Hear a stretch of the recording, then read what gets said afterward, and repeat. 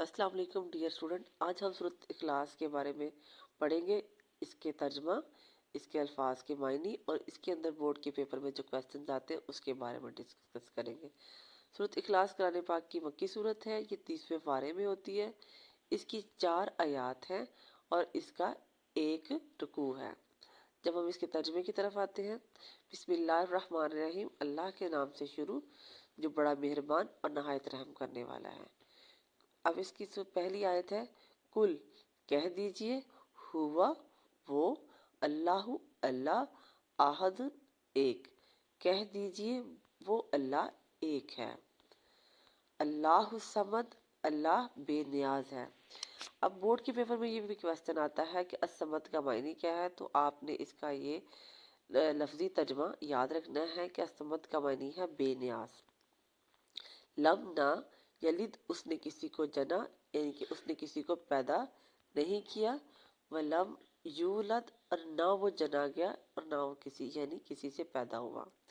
इसमें भी बोर्ड के पेपर में क्वेश्चन आते हैं कि लम यलिद का मायने क्या है और लम यूलद का मायने क्या है। इसी तरह यूलद का लफ्जी पूछ लिया जाता है। आपने इसका लफ्जी तर्जमा लाजमी याद करना है। वलम और नहीं यकुन है, लहू उसके लिए, कुफुवन बराबर, आहदुन कोई एक भी, तो कोई भी उसके बराबर नहीं है। अब ये हो गया इसका तर्जमा। अब हम इसके अल्फाज के इसके अंदर से जो बोर्ड के पेपर में क्वेश्चन आते हैं उसके बारे में डिस्कस करेंगे। पहला जो बोर्ड के पेपर में आता है कि सूरत इखलास का कोई से 2 नाम लिखें, तो आपके ये शॉर्ट क्वेश्चन में आप सूरत इसका नाम लिख दीजिएगा, सूरत तौहीद और सलसुल कुरान। ये इसके 2 नाम लिख दिए हैं। जहाँ तक इसकी फजीलत की बात है, बोर्ड के पेपर में भी ये भी सवाल आता है कि इसकी कोई सी फजीलत लिखे, तो मैंने यहाँ से 2 फजीलतें लिख दी हैं कि हदीस में है नबी सल्लल्लाहु अलैहि वसल्लम ने फरमाया, जिसने ये सूरत पढ़ी उसने तहाई कुरान पाक पढ़ा। और दूसरी फजीलत इसकी है, नबी सल्लल्लाहु अलैहि वसल्लम ने फरमाया, जो 10 मरतबा ये पढ़ेगा उसके लिए जन्नत में एक घर बनेगा।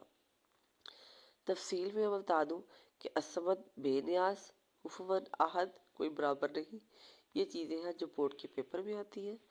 उम्मीद करती हूँ आज आपको इसकी समझ लग गई हो गई लेक्चर की। अगर कुछ चीज़ समझ ना आए तो आप मुझसे कमेंट में पूछ सकते हैं। जज़ाकल्लाह।